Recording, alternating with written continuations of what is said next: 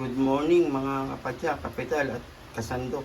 Ngayong tanghali o hapon o gabi man dyan sa inyong banda, gagawa tayo ng isa sa masarap na pulutan at ulam ng mga Ilocano. Ito ay ang papaitang baka. Ayan, meron tayo ritong tanglad, mga laman loob ng baka, aromatics, dalawang klaseng sili, luya, bawang sibuyas, pampapait, paet, sampalok, syempre, kabanatuan signature yan. Syempre, masarap na patis. Yan lang ang kailangan. Tuturo ko sa inyo kung ano tamang pag-execute ng pagluluto ng masarap na papaitan. Sundan nyo lang ako. Simulan na natin ang pagluluto ng papaitan. Papakuluan muna natin siya ng unang kula para matanggal yung amoy, lansa, saka yung unwanted odor. 15 minutes unang salang, tatapon natin yan pagka tanggalin lang natin yung unang pakulo. Lagyan natin ng tanglad, maraming asin saka paminta. Unang step para sa masarap na papaitan. Bawang. Tapos mamaya ang pagigisa niya, gigisa natin sa sarili niyang mantika, tapos maraming luya para mawala talaga yung lansa. Sundan niyo lang ako, step by step. Tara, simulan na tayo mag-gisa. Yan. Yan na yung mga laman loob. Hiwa na. Pang topping, saka pang dulo. Bawang. Paet. Aromatics. Paminta. Doris patis. Tara, start tayo.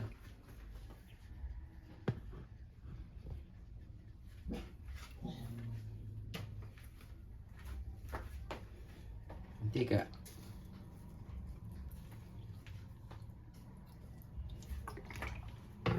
Pressure cooker na gagamitin natin para pagkagisa sabay pakulo na. 45 to 50 minutes, panalo na, lambot na. Tapos tansya na lang yung pag-aalat natin.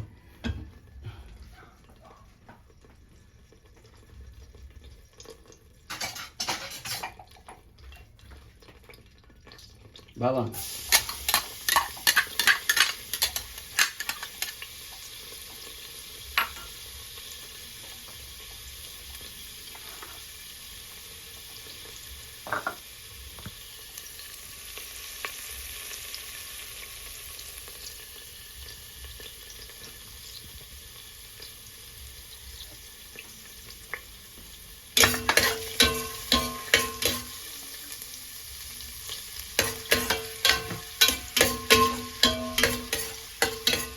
Bango kagad yung sibuyas.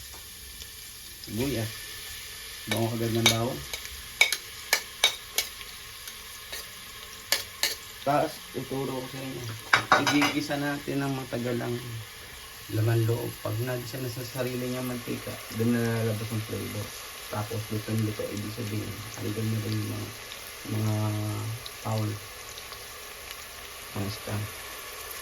Tapos pag matatapos na, done na, ito ilalagay pang huli. Huli. Okay. Nag-dive na rin yung luya. Tapos susunod na natin yung dalawang klaseng sili. Tapos yung gigisa na natin yung laman loob. Yun na yun.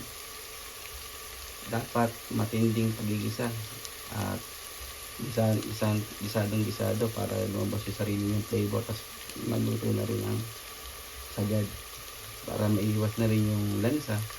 Tapos syempre tatansyahin natin yung sampalok ang ladala dyan. Yun ang isa sa mga tunang kong nilutuan ako ng Kapampangan ng Ilocano talaga. Napakasarap, di ko makalimutan. Tapos na natin laman loob.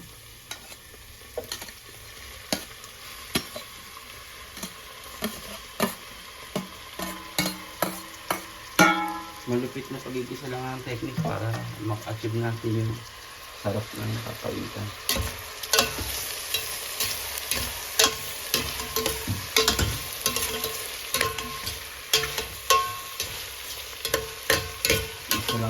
Tapos pagka ano na, saan natin liberal ng 45 to 50 minutes na pakuluan.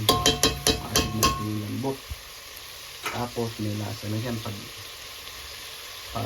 nilasyutukan natin kaya asin sa alat na lang pagtutuan natin ng pansin.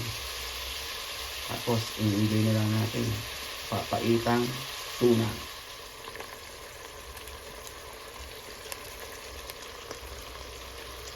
Malupitang gisa para lumabas ang natural flavor ng niluluto natin papaitan.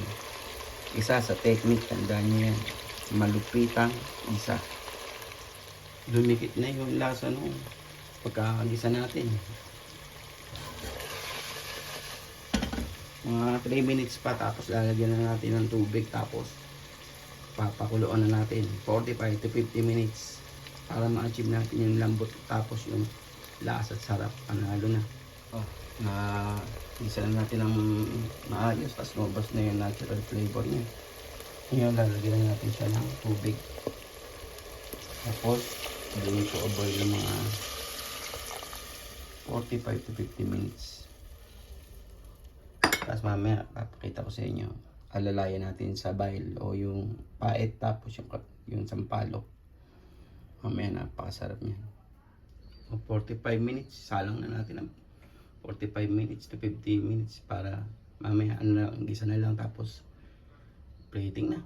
Tapos na yung 45 to 50 minutes natin. Lalagyan na natin siya ng papakuluan na natin siya ng sampalok, tapos beef cubes. Beef cubes muna maglagay tayo. Tapos nakikita ko parang kulang yung tubig natin. May dadagdagan natin yung pag in-extract na natin yung sampalok. Papalambutin na natin yung sampalok, tapos mamaya hanguin natin sampalok. Hahanguin natin yan para i-extract yung sampalok juice. Asalain natin yan. Tapos panghuli, bile, yung pampait. Mga 3 kutsarita lang muna para sigurado, baka hirap na. Halalay lang kasi baka pumait masyado. Kami dadagdagan natin ng tubig yan pag piniga na natin yung sampalok. Sakto lang yan para yung asim saka yung pait saka yung panalo na yung papaitan natin. Tapos panghuli, ceiling green. Ano lang to, mga 5 minutes, tapos na yan. Hanguin na natin yung sampalok para mapiga na. Ilagay na yung sa sabaw. Okay na yung pait. Nakita niyo yung sampalok, umaangat siya pag tapos i-extract na lang natin para makuha yung asim.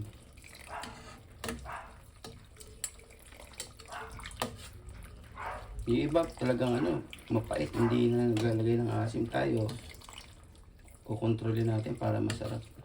Pwede sa kanin, pwede pulutan.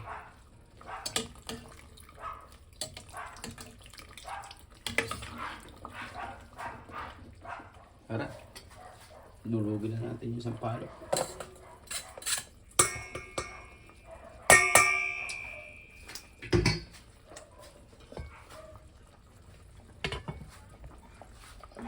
Ilagay tayo ng tubig ng konti. Tapos durugin lang, extract na. Durugin lang natin to, tapos i-kaya natin sa sabaw para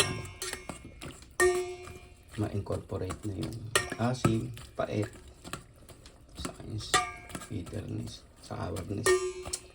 Panalo na mga tropa. Sarap. Gayahin nyo lang at makakagawa na kayo ng masarap na papaitan. Hindi na kayo bibili ng mamahal na mga papaitan tapos kukunti pa, hindi pa sigurado yung lasa, hindi pa gustuhan.